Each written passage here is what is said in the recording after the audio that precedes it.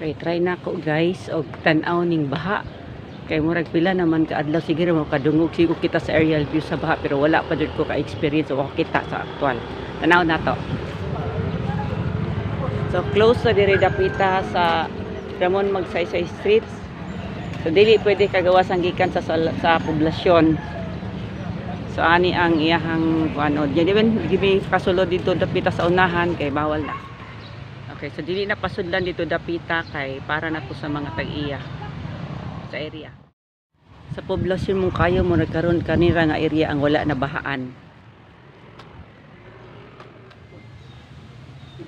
So ni ata sa Municipal Plaza no, sa Mungkayo. So as you can see, wala kayo tao nga naa diri kay tungod lagi sa dili kayo maayo nga kahimtang sa panahon. So kita ra ang naa diri karon nagtikaw-tikaw. Dili po ta ka uli kay tungod sa dili sad maagian ang dalan. So dili ta kagawas diri. Okay, hopefully na ugma sa buntag makagawas ta.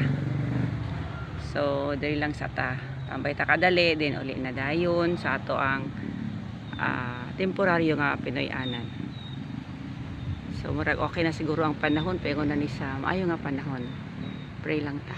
So sarado ang mga gasoline station tapos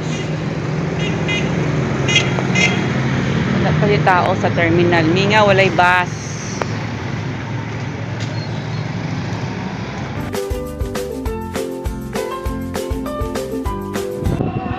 So sa inyong nakita, mingaw kayang terminal dari sa Mungkayo.